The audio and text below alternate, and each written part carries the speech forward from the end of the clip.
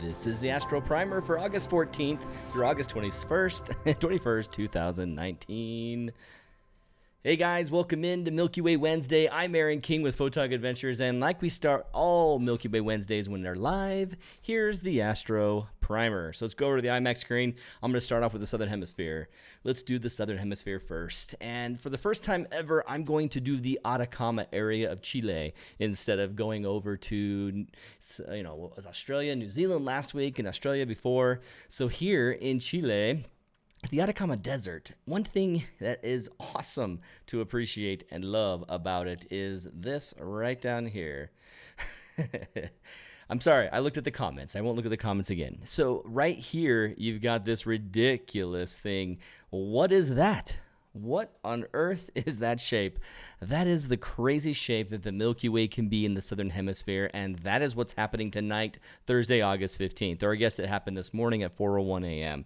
If I go to Friday, you can see that the visibility ends at 3:57. If I go out tonight, tomorrow morning, 3:57 a.m. out there, that's what it looks like. Well, how does it start? On August 13th, down here, you can see... There it is, 7:38, Galactic Center visibility starts, and it's up at an angle that we're kind of familiar with the Northern Hemisphere. I mean, that's what we mostly see, especially right now. But theirs is tilted off to the right already, and then goes from that position to that position. It's crazy. It's great. And Robert Chandler says, yay, lips in sync. Okay, I looked at comments again. I'm not going to. I've got to get back to the Astro Primer. But looking at 7:38 p.m., I mean, that's something that starts so early when you see the Milky Way and then it goes down. But don't forget to notice your elevation. Right here, that elevation is 74 degrees high in the sky. That's when the core is going to be crazy high in the sky. I can't say without a doubt, I guess 90 would be virtually above us, right? I don't even know if that 90 would be virtually above us, but because that's something I hardly ever have to consider other than to think, oh, will my mountain be blocking it? Well, out in the Southern Hemisphere right now, it starts high up in the sky and then rotates and then sets and does the flat line here. So that is fantastic, but is the moon in our way? Moon is rising right at 6:34. When does the moon finally set? Friday morning? It sets afterwards. So is there an opportunity whatsoever for this hemisphere? Well, looking at Saturday night, it rises at least 30 minutes after. So the moon won't rise right away, but your Milky Way is so high in the sky you don't have a foreground. Continuing on, it rises later and later and later and later. Looking at our last day of this week, Wednesday, you go out Wednesday the 21st, next Milky Way Wednesday, and you will see a Milky Way up high in the sky and starting to set before that moon rises at 11:46. Where is it actually going to be? Will the Milky Way be low enough to actually capture something before that moon rises at 11:46? Well, let's go over to our planner pill and see what's going on there. Bum, ba-da-dum, bum, bum. That is not the Atacama Desert. Let's go over here to the Atacama Desert. Go south of the salt flats of Bolivia and go down into Atacama area. And we'll just say somewhere right around here. In fact, it's actually pretty important that I put it near there because then it's the elevation. So I'll put it right outside San Pedro de Atacama. At this elevation, at this location tonight, you can see as I scrub through where the Milky Way starts off. Oh, man. Okay, so let's see something. Checking my dates. Thursday, July 4th. That's the problem. Okay, double tap my clock. Double clap my clock in the center, and now it's August 15th. And what is happening right at the beginning of the night? Oh, Geds. Remember what we saw? That high point of the Milky Way? So visibility, let me retract that. Let's delete that in post. Visibility galactic core right here. This part of the module, you'll see it on the top of your iPhone if you're using an iPhone or an Android. But right here, you'll see visibility GC, and it gives you the elevation from and to when it begins being visible to when it stops being visible, and the actual elevation as well. So 73.4, and as I scrub through here, that number doesn't change, but you see down here where it shows the picture of the Milky Way, that number is adjusting. So as the night goes along, you can see as it turns. So we had 11:46 with a moonrise. Also, let's see, look at that little icon over here. That's showing a moonrise right here.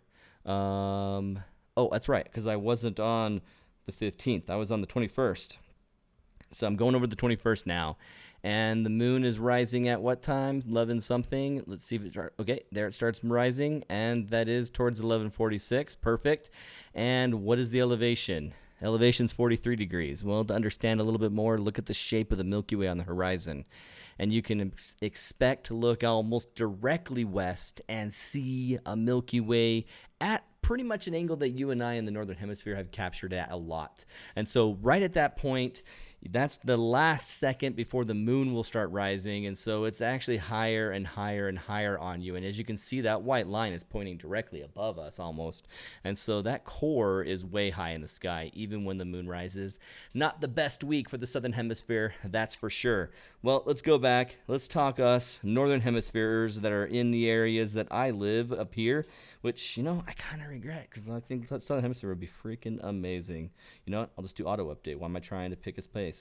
So here we are, our location, and we know that the moon is rising, and later it will rise. So it's not great tonight, not great tomorrow night. It's going to be close to being great on Saturday night, but Sunday night, there you go. We got 15 minutes. Now we're looking at Monday. Let's go all the way to our Wednesday. Okay, 11:35 p.m. That is... Oh, it's interesting. My iPad on my screen doesn't show a keyboard, but the iPad up here in the video shows a keyboard for a second there. That was baffling. So maybe that was just the 30-second delay, and that's what's distracting me. Gotta put a blinder right here. Don't look over there. We have our best night, obviously, will be the latest night of this week, and it's 9:56 to 11:35. Not a full 2 hours, and the Milky Way is nice, though. The core is not too high in the elevation because we don't ever really get it that high. It's at a good peak that it's typically at. 20 degrees something is where it typically is. It's never much higher than that in my latitude line. But looking at that less than 2 hours, okay, that's not a lot of time. However, the fantastic news is you can get out there at a reasonable hour and be done in 2 hours, and by midnight you're already heading home. So not one of those really late all-nighter kind of weeks, as long as you wait until the very end of the week when I'm talking about this next Wednesday. So that is that. That's the Astro Primer for August 14th through August 21st, 2019.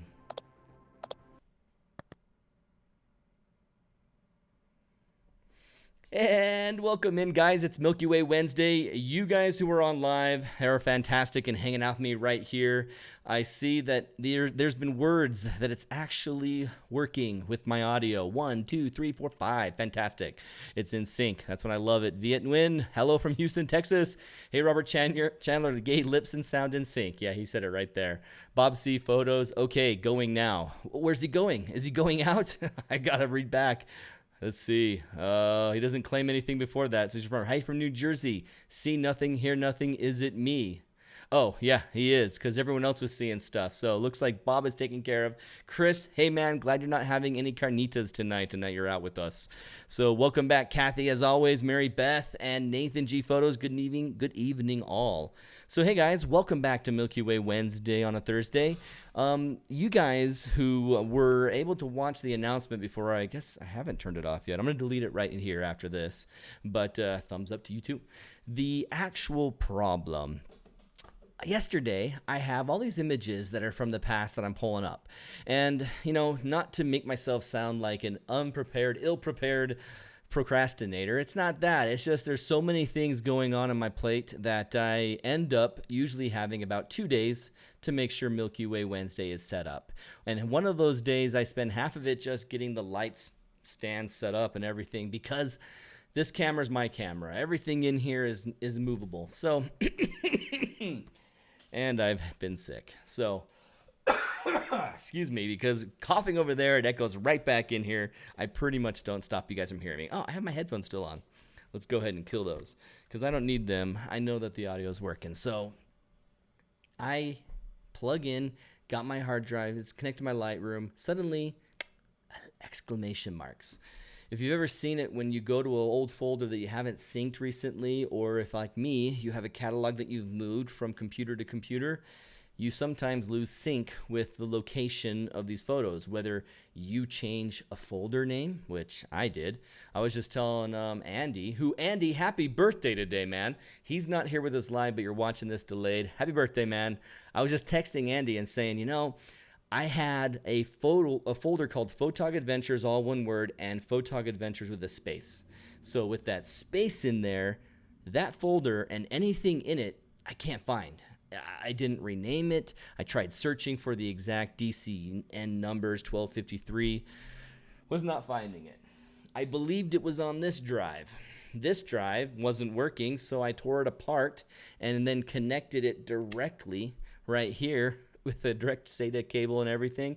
I tried all that I could. In fact, I did that to 2 of my external drives. So you can taste the desperateness with the desperation with that. So trying to find files has been a blast.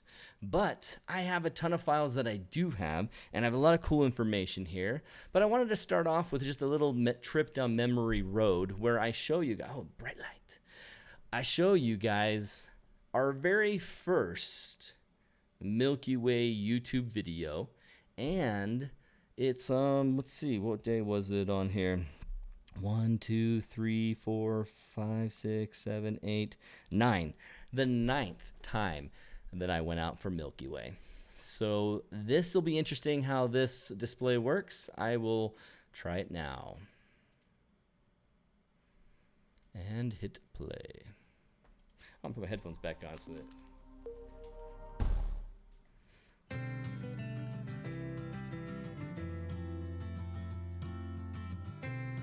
As I stream a video to you, I'm curious if that comes through at all. I've been through changes, all of my life started from 0. You know what? I don't think you guys can actually hear it. Let me check this to see if you hear this music. I'm dancing over here to some music, and I don't think you can hear it being broadcast. Yeah, I don't hear anything. Let's see if I turn this up. I stream a video. I was just driving around. Just awesome, the change of Utah as you go from the populated areas to nothing. You know what? I don't think you guys can actually hear it. Let me text this to see if you hear this music. I'm dancing over here to some music. I don't think you can hear it being broadcast. Yeah. I don't hear anything. So, as I'm going in here, wondering whether the music is actually showing up, I am showing you guys goosenecks and goblins. You know what? I'm going to turn this down just in case the music was working, and you don't have to worry about hearing over me. But you get out to a location like the goosenecks, and it's a very easy location. I told you, I'm telling you stories this time. This location, you sit right on the rim. You see the campsites? They've already changed so much of this area where you have more pits. You have back here some pavilions sort of situation. It's very, very quite fantastic. And out here, you guys will find that the shadow happens so fast. You can't stop the shadow from showing up on these cliff walls. And it requires that you go at a very specific time. Set up right there. It is and already in a position. My position that I set up, I sat there for the entire night and all the way until 11 noon the next day, just so that I can capture what was going to be sky plus ground. The Goblin Valley goosenecks image, you guys have probably seen me talk about it before. It required that I combined these 2 frames so that I could see light on the river to tell that story more. I move my mouse so that'll stop showing that YouTube stuff. So hanging out, looking at deep sky stuff, Canon 6D, awesome. You know, I think that the lag might be choppy. Yeah, choppy. Good to see the dynamic duo. Yes, we can hear it. Awesome, you actually could hear it. Louder now, frame rates are slow, Charles Tellham says. So, okay. Kind of useless other than visual aid. So I am going to show you the visual aid elements. And here I am sitting at this point, hanging out on the edge. If you're afraid of heights, this isn't going to be the worst scenario. I don't know. I've never felt any fear because the drop down, I'm going to go back to that wide angle. The drop down that you see here in a second, I think I tilted up. Come on, turn the camera, my friend. 6:50 in the morning. I'm going to About go like that. I that. am. Okay, right here. That's not very deep in front of you. In fact, Robert Chandler has been there, and he knows how desperate we were that day trying to get the weather to cooperate. Oh, yeah. So if you're afraid of heights, this is not a far drop off, but you're looking way down in this chasm. That's beautiful. You can see this right here. Well, as I'm waiting for the light to come around and light up this river, you can see a time lapse here. It's like, nah, I won't show that because that time lapse is going to be choppy. But here we go. I'll play what I can of this. Oh, I could have. Oh, here we go. So the time lapse is choppy itself, so maybe it'll kind of blend in with your choppiness. But here's the foreground element and the sky element. Boom. So that goes together. So my 9th image, how did it go the rest of the time? How did everything else go? Bring up cam with chat. So right here, I'm going to go into the images that I have. You know what? First, let me show you this. I'm going to show you this screen that details my first year and everywhere that I went. I'm not talking, well, okay, I should preface this. This is my absolute very first year from March 8th through March 8th of 2016 to 2017. Yeah, it's not that long ago. My very first year of capturing the Milky Way on a camera. Okay, that's everything. I haven't captured it any other way. On a camera, March 8th, out at the Strawberry Reservoir, and then until the Grand Canyon on March 8th, 2017. And these locations are all the locations that I went. And the second disclaimer will be, not all of you will be as nuts as I was going out every month. I still had a full-time job, and I still had a family. And so, you know, this is why Brendan definitely had to back out of Photog Adventures, because the time that it takes to do all this kind of stuff, it can get gnarly. But check this out. This is what I did for the first year. Now, I realized as I was doing this that the Goshen image that I took, which was either in September or it was October or November. My file says November, but because I can't find the original,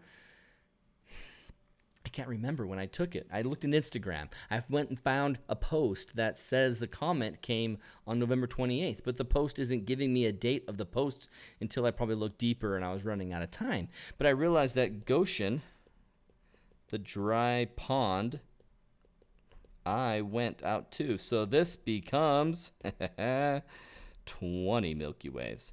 So in short, in quick, let's go. I started off with Strawberry out there with Brendan, Cascade Mountains, Orem I captured one on my own, Knowles captured on my, I captured with Brendan. I won't mention who I'm with. I'll just go Knowles, then Notch Peak. So in March I went 2 locations. April I went to 2 locations. May I went to 4 locations because this night right here, Payson, Goshen, Trestle, Silo, that's actually all in the very same night. 4 different images, 4 compositions, all in one night in May as well. Okay, no, I didn't go anywhere else in May. Then in June, Goblin Valley, you saw Goosenecks. I guess you saw Gooseneck's side of that video. And then July, Mirror Lake, where we met Royce Bear coincidentally out there. And that's already 1, 2, 3, 4, 5, 6, 7, 8, 9, 10. So my 11th Milky Way night ever, whether it worked or whether it didn't, I was out there. I had just bought a book from an ebook online from some guy named Royce Bear. And all of a sudden the guy drives up next to me and says, "Hey, what are you guys doing tonight?" "We're going to capture the Milky Way." We are too. And I recognized him and shook his hand and said, "You're Royce Bear. I bought your book, I think the night before, but that might be exaggerating from a false memory. Just sounds cool to say that it was the night before that I bought it." Then Francis Peak, we went up and got busted by light pollution over Salt Lake City. Strawberry Pinnacles, Bryce Perseids, which, when I get there, it's a sad story. Trestle, Zion, Death Valley, Knowles, and Grand Canyon. Oh, don't forget Goshen Dry Pond. So 20 Milky Ways, how many of them made my portfolio? So let's ask that question and answer it. I'm going to put down portfolio, and none of these are really in my portfolio anymore. Technically, they get represented through marketing efforts of showing, Goblin Valley Goosenecks Milky Way workshop or something. Those images are out there still. One, I'm proud proud of enough to keep my portfolio, even though the post-processing of the Milky Way is unique. And that's something that I'm going to be doing on a future episode, where I'm going to look at all these old images that I do have the RAWs for, and I'm going to post-process them the one way that I do right now, and then just copy it on all of them. So there's going to be a Milky Way Wednesday coming up quite possibly next week. I think that'd be a great time to do it, where you look at, okay, here's this image. How did it look? Take that post-processing and apply it to some other images. And today, for the cow, the course of the week, I'm going to show you guys that over on Lightroom. So checking out portfolio pieces, the only one that I think I consider still good enough is that Goblin Valley one.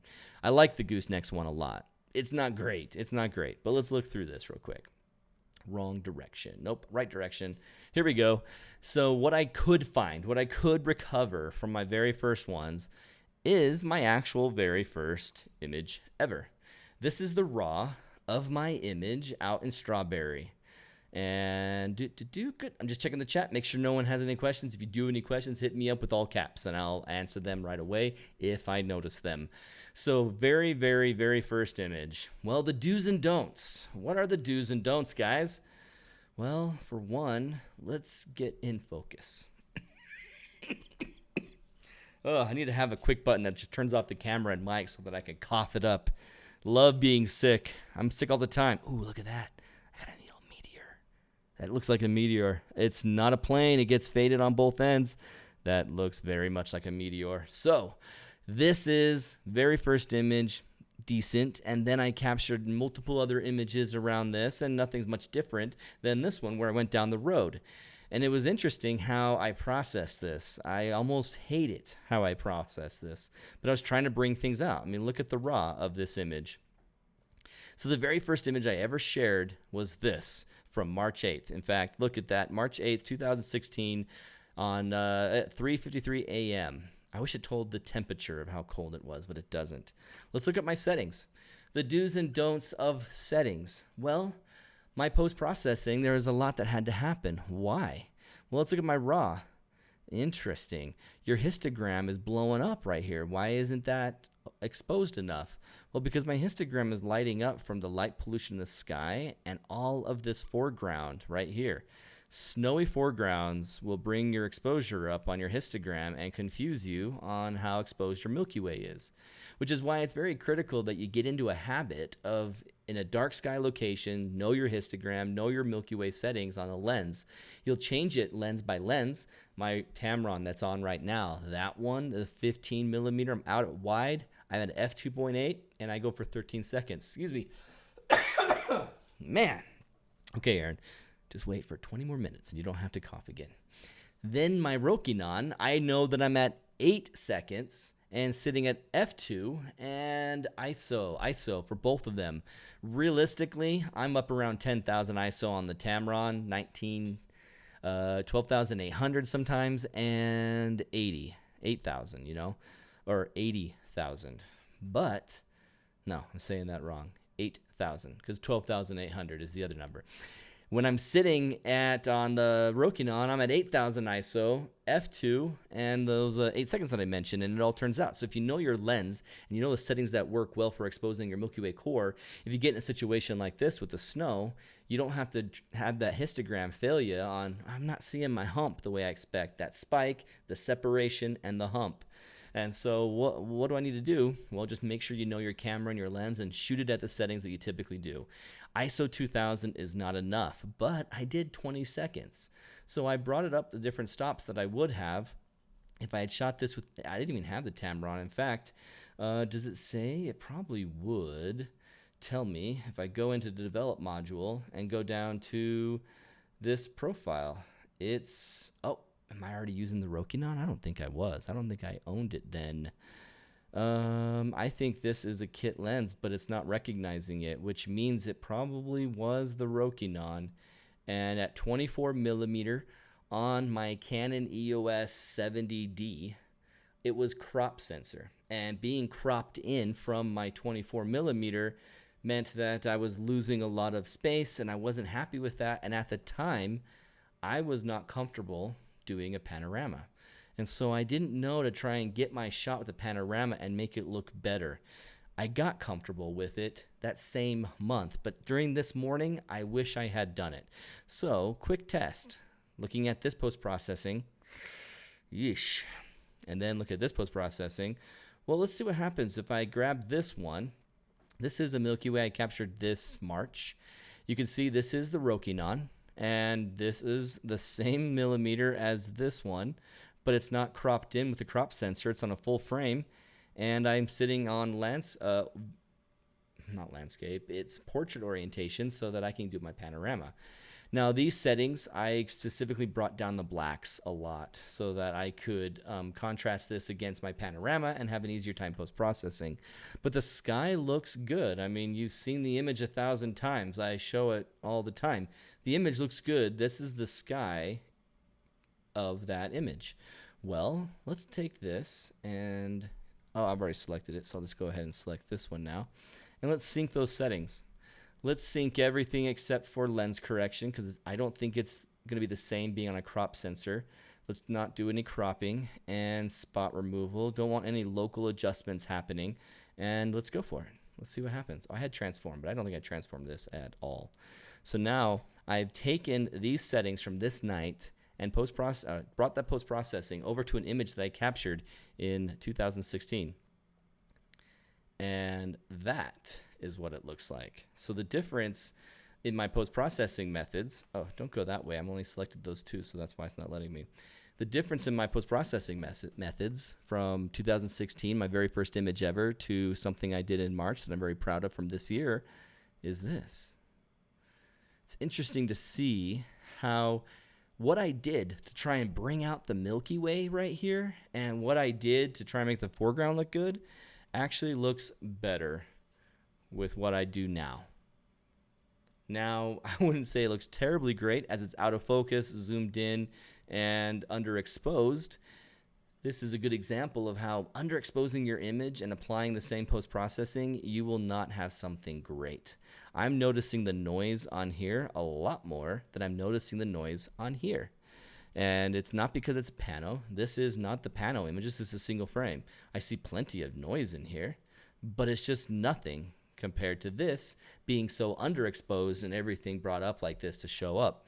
So it's interesting to see what my very first image of the Milky Way would look like using my today's post-processing. So, I see. Robert Chandler points out that I have my icon right here blocking your guys' view of the histograms. So let me just move it down. You don't need to see my other post-processing. In fact, I always block the curves because you don't care about the curves. So you can see my histogram that I was referring to. Here's my histogram of my first image. No snow whatsoever, just the sky. And then this before I made those post-processing changes. In fact, let's go ahead and go back to this, the raw. And you can see the histogram there. It almost looks like it's exposed right because we're getting close to the middle line. But I wasn't. I definitely wasn't. And then when I do my settings, that spreads out the exposure more across the whole, range of the histogram. So now let's look at my next image. This was, what day was it? Oh, sorry, mic noise. This was March 8th, of course. I knew that. And this one's March 19th. So just 8 days later, I went out and captured my first panorama. And what did I do wrong? You guys will probably guess and maybe write it, but I didn't really do anything wrong. What I did was I took a capture from Orem, Utah, close to the mountains as I could, actually in the mountains, and I'm close to Astro Twilight. I think I'm in Astro Twilight because it's 5:20 a.m. I could pull up photo pills and look at that date in 2016 and know if I was in Astro Twilight, but we won't waste the time right now. But this is my first pano. I finally figured out how to pano, or I at least motivated myself to try it. I knew that I wanted to overlap. Let's look at this. How much overlap did I get? Here's the mountain peak right here. And where's that shape in the next image? Wow, I barely moved it over. So I'm not only overlapping 50%, I'm overlapping like 75%. So I'm doing overkill overlap, and this is what I came out with. My very first panorama. And boy, was I disappointed. I'm like, wait a sec. So when I go and capture that panorama, focusing on the Milky Way, I get that weirdness at the bottom of the image where you don't see any context of the foreground, and then it becomes foreground, drop off, foreground. So a do and a don't. When you start doing panoramas in your Milky Way, don't give in and say, no, I'm not going to go for the panorama that includes the sky and the ground. When you go into my image that I captured a couple months later, on April, actually the next month, this is the Knolls. These are 2 rows. So here's my sky, and here's my ground. Doing 2 rows panos, 2 rows of panorama images, 37 images come together, and once this actually gets there, this might look a little bit better. This image is, okay, much better, at least on my side. You probably don't see it much better, but this is my very first pano that I was proud of, crazy proud of. I didn't even do dodging and burning and much post-processing on this. This right here, when you look at the develop module, you can see that I imported it from my pano. If you're looking at this graphic up here, you can see it changed from the pano scene. Multiple settings changed, and then crop rectangle, and that's it. I didn't do much contrast change or anything. It's just the dark sky brings out the Milky Way a lot more than what I experienced the month before. Wow. So what did I do wrong? I just captured the Milky Way during astro twilight and civil or nautical twilight. I think this is civil twilight because look at how close we're getting to dawn. I probably should say it's nautical because there's a lot of core being shown up here. I think what happened is I'm transitioning from astro to nautical, and as I go from here to here, the light is getting greater. And so I get a little astro darkness, but as I'm working through my pano, I get over here where it gets brighter, and that's a bummer. But I figured it out. The next month, I captured this one at 5:30 a.m. At least is what it claims. Let's look at the actual individual image. So here's this one, 5:22, 5:20:09. Okay, yeah, 5:15. So, oh man. Okay, do's and don'ts. Here's a new do and don't. What did I do wrong here? Let's look at the timestamps. Here's my ground, 5:14 a.m., 5:15 a.m., and then my sky, 5:22. 5:22. What's wrong? Well, 2 things. If you're going to do a panorama with 2 rows, don't let your Milky Way move on you. Capture the sky first. The ground isn't going anywhere. In fact, it's so late this morning. I think this is the morning that I went to the Knolls alone. I was so freaked out being there alone. I stood outside, took a picture of the camera, and I was like, okay, I got to go. I'm going to bring Brendan. And I came back with Brendan this morning, and we both came out to this location. So I wasn't as, freaked out being out there alone. And then I'm looking at that, and Charles Tellham said it, the moonlight. In the case of that image, there wasn't any moon. It was just the astro twilight, but you called it. It's just getting so bright, and the sky's too bright to really capture the Milky Way. So looking at this one, I think I'm getting closer to astro twilight as well. And Chris says, amazing how fast light changes in a step, twilight. Exactly. You go from one end to the other of a pano, and that transition gets brighter and brighter from left to right. It's cool. Or right to left, it got dark to right. Yeah, you got it. So right here, I think I'm actually experiencing some higher light as astro twilight is getting closer. I've had better images here that bring out a lot more of the Milky Way, so I really feel like this was close to astro twilight being that early in the morning or being that late in the morning here.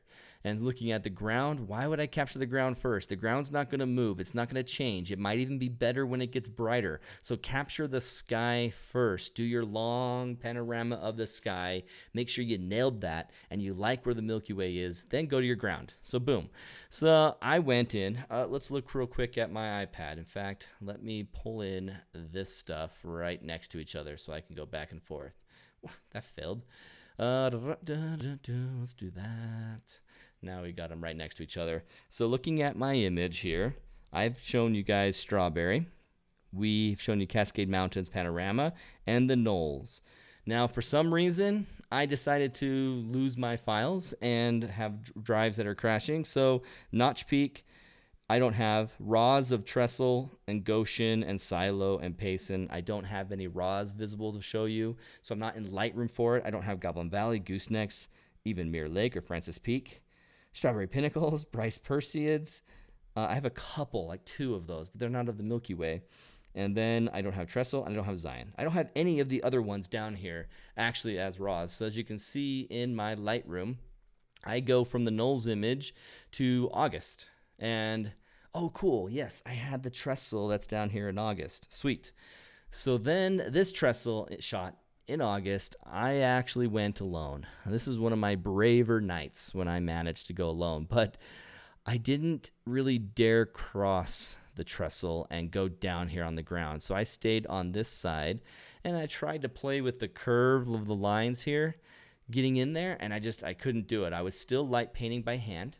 I wasn't doing low level lighting, and that was a challenge because I have frames that you can see this next where, okay, that light, no, I kind of like this light. How about try this light? Do I like this light? How about that one? And what I'm doing is 15 seconds of a shot. I lowered my ISO so that I don't have as much noise in the rafters of this trestle. And I wave a wand around, my little light that's around the corner. I won't grab it, but it's a little light, high CRI. It doesn't add any color cast on it.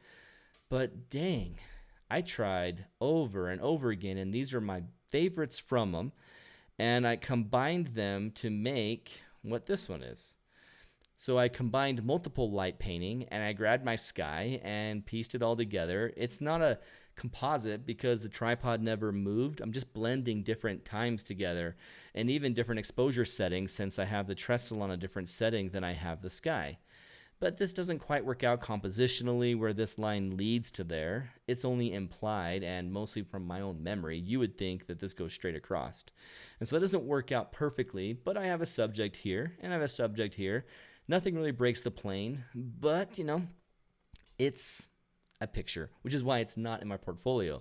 But you can see what I did wrong. Now, you guys all, let's not call it wrong, but let's call it the best practice, the absolute best practice, is to do low-level lighting, to have a constant light source. If I had been able to just go and set up that constant light source and then come back, I could have captured my sky and this together. I wouldn't have had to have all of these images. What is that? That's actually 8 images to create this final.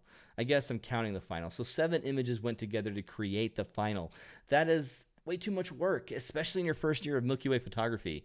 Don't make your work more difficult. It's already crazy hard to get the schedule to go out, to find the nice sky without clouds, and to go somewhere where it's dark enough and have an interesting foreground subject. So don't add more work by light painting and having to go in light and blend mode, stamp. I want to say stamp. It's not stamping. It's layering on the top of each other so that they can become this image. So that was a pain. And you can see a difference here where I tried it from this angle, and it is just terrible. It's not even better. I thought maybe it'd be working from the corner and going out there. There's just not enough play in this bridge. If this bridge kind of came out to here, then it would be something interesting. But it's just not taking up enough of the foreground to be a good composition. So I jumped to August, and this was my March image. So those are all the raws that I have. Now let me show you some images that come from my portfolio. Things that I consider portfolio and I've shared on Photog Adventures a lot are all right here. And let's look at that Payson May night. When I went out to capture the temple in Payson, I was able to get something with very high light pollution and then try to get something there. I didn't have twilight, I didn't have a moon, but man, the light between me and that Milky Way changed the color of the sky. It's interesting that the light flooding up can actually change the color of my sky. So that Payson Milky Way shot required multiple exposures as I tried to lower the brightness and shorten the shutter and bring my ISO down so that I can actually see the temple. Then I had to blend it in, and the hardest, absolute hardest thing ever was blending in this section of the shot. Oh, I had a detailed version of this, but it was absolutely impossible to get this glow off of it. And when I brought this down so you saw the detail, you kind of lost the context of what the light source was. You just see a glow behind the temple. And then it makes that temple look like it's been photoshopped in. And it's nuts. Did not work. Did not love it. Then I showed you guys the silo in the past, and I've talked about it. As I was going through from Payson to the Goshen, to the silo, and then let's see, trestle. That's who I'm missing. The trestle that night. So I went from Payson, then did Goshen, and then went to the trestle, then went out over to the silo. Even after I captured the trestle, I wasn't feeling like I was breaking the plane, making anything too interesting. So I went out here to Payson and did it. And it's possible my memory. No, it's not. I don't think so, because I know that I went to the trestle on the night that my daughter was born. Yeah, kind of guilty about that. Oh, I'm still wearing headphones. Stupid headphones. I kind of feel guilty about that, but not too much, because I've explained the story in the podcast. It was fantastic getting out to the trestle. So I know I went out there in May, but I just don't think it was the same night as this. But this breaking the plane up here, do's and don'ts. Let's make the do's and don'ts of this image composition. One thing to do is don't just have the foreground like this, break the plane. Don't have a foreground that's flat and boring, break the plane. I've given that example before, but quickly I will show it. Here's the image I captured before that one, where I am just hanging out with a foreground that sits like this, to an image of this. Much, much stronger.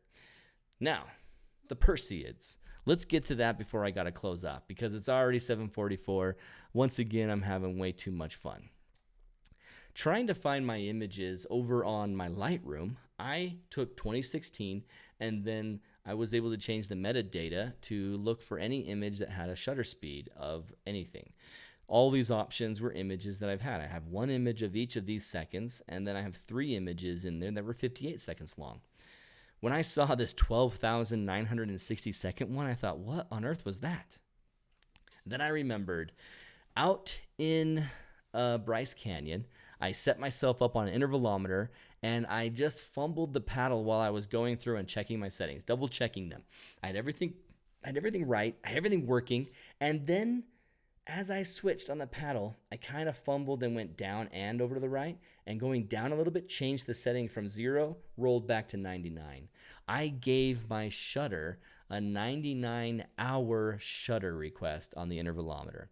So instead of taking, picture after picture after picture of meteor going through on the Perseids, I ended up with one image that took up my entire battery, went the entire time, and was a single white frame of 12,000 seconds exposure will do that.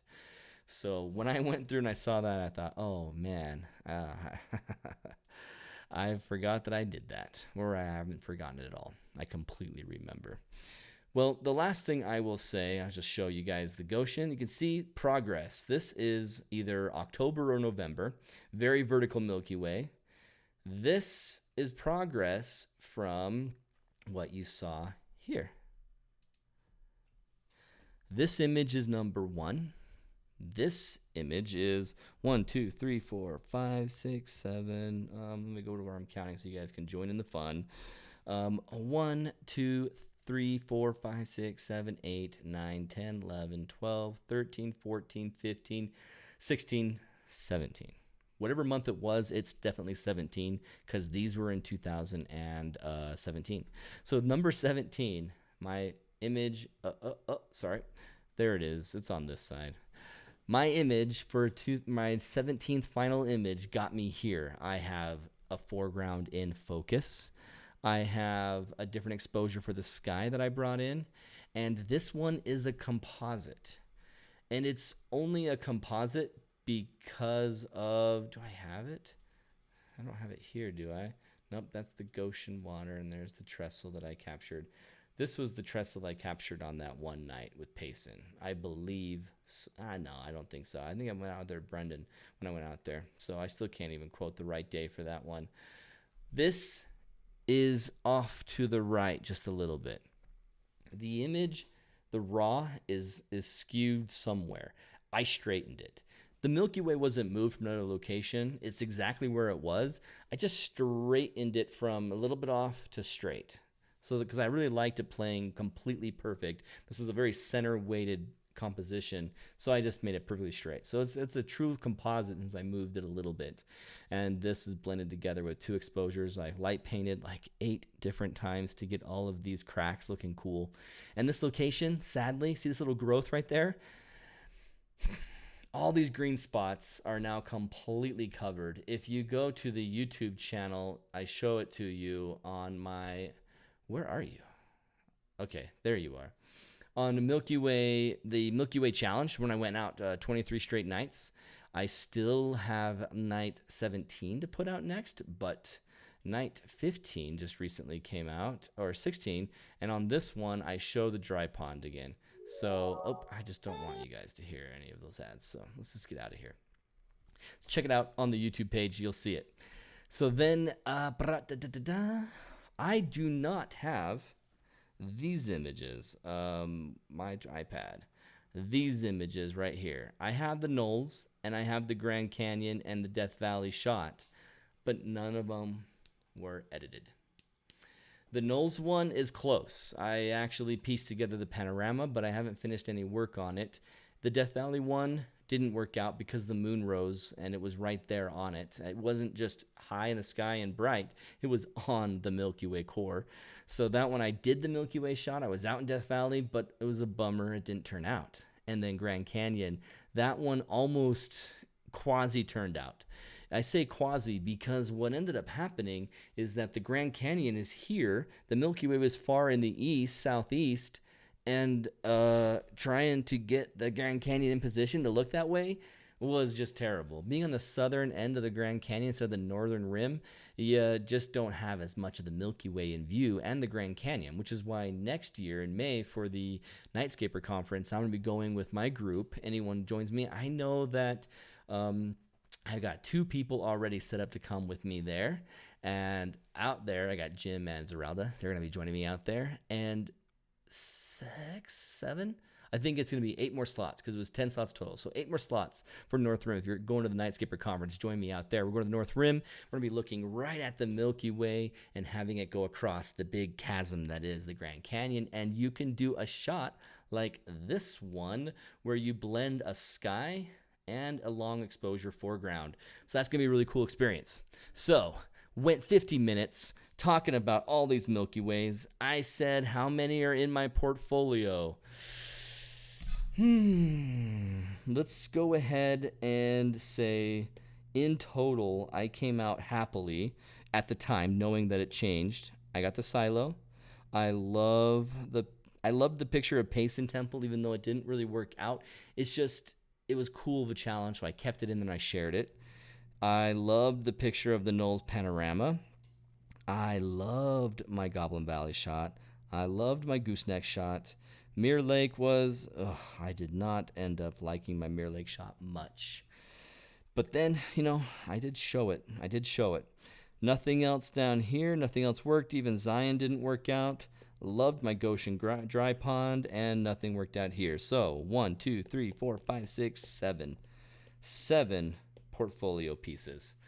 So you guys go out there and have your very first experience. Real quick before I change this screen, I wanted to show you what I mean about didn't work out. I think I have it on here. So here is Mirror Lake. I just don't like the post-processing and colors of this one. I don't know why it turned out this way in my post. I think a lot of my exposure brought it on. But then this one, Pass Lake, looks pretty awesome.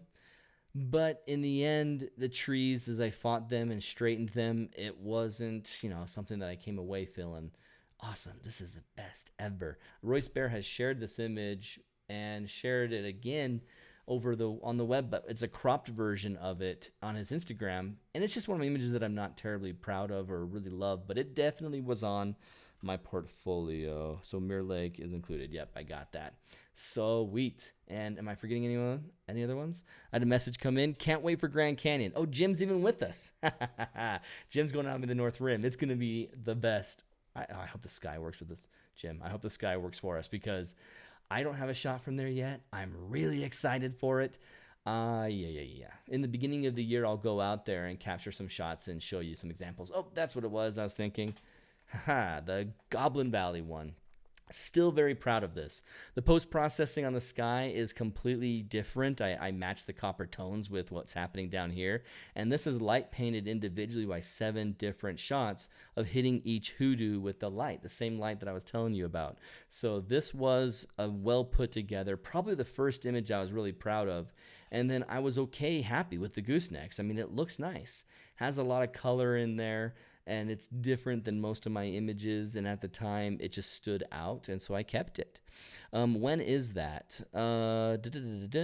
Now, if you're talking, Charles, about the Portland one, we're talking about next June. It is June for Crater Lake, and the one, if you're referring to North Rim, that's May, and the exact dates are the 20th through 22nd. I will just go ahead and pull up my unfinished page that I have shown you guys before to give you guys an idea of the timings. So, Nightscaper Conference, 2 spots missing because of Jim and Esmeralda, and that's the North Rim and Toadstool Hoodoos, May 20th and 22nd are the 2 nights that I'm going out. But then if you're referring to Crater Lake, where Robert will be joining us, it's June 22nd through 26th. So, oh yeah, Charles says the Grand Canyon. Druid's Flame says, I managed to get some good shots 2 weeks ago at Cannon Beach, Oregon, with the Milky Way coming almost vertical out of it. You got Haystack Rock right there with the Milky Way coming out of it. Oh, that's something I really want. And this year with my Oregon Coast 2-night workshop, 2 weeks from now, I'll be on the second half of those two-night workshops. So 26th through the 28th is first for 2 nights. Then the 29th through the 31st for another 2 nights. Oh, did I say that wrong? No, I said that right. 29th through 31st. So those 2-night workshops out in the Oregon coast, I'll be there in 2 weeks. And if we have weather that allows it, I want to go up to Cannon City. We're going to do Bannon and Cannon City, or Bannon and Cape Kiwanda, or Bandon and Secret Beach. And so there's a lot of options. So that's cool that you went out there, man. Man or woman, I don't know. Druid's Flame. Yep, no other questions have come through. Focus. Now, Rhonda, I don't think you're telling me to focus on things. I think you're telling me to get my focus in Milky Way. And I'll just say it, that's what you mean, that we should focus our Milky Way. Do's and don'ts. I wish I could have pulled up my silo shot. I was really looking for that the most, because my silo, my very first time when I found that composition, I was out of focus just a little bit. And I wanted to show you guys the comparison of just a little bit out of focus versus when I nailed it, and why it's so important that if you don't take time to get your focus, I saw my Carson Lumino. If you don't use one of these or something that aids you in making your screen huge on the back, and you're going, yeah, I can tell that when I turned this ring, that was the tightest that funny looking amoeba white shape became, the tightest it ever became, so then it's in focus. And trust me, when you do that and you see it and you're like, I can't really tell it's in focus, I hope it is. Then you take a picture and you look at it and you're like, I don't really feel like it's all that in focus. It isn't. It never really is in perfectly sharp focus, and it frustrates me. It frustrates me the most. What's the best way to get the most nice looking focus? Well, let's pretend like this is my lens and my front end lens element. I'm really in focus right here, but out here on the edges, I kind of get stretchy. If I do a panorama and take advantage of this frame in the center where it's really nice and in focus and go pop, pop, pop, pop, pop, pop, pop, pop, pop, pop, pop, then that whole image will be the best part of my lens in every inch of the image. And that's why panoramas were so great. So if I could end the do's and don'ts with the focus comment, I'm going to say do a panorama. Do it. If you see this IMAX screen image right here of our shot out there at it's not Devil's Garden, this is Sunset Arch out in Escalante. This is a single image. It's not a panorama. But we have an image for the Photog Adventures podcast.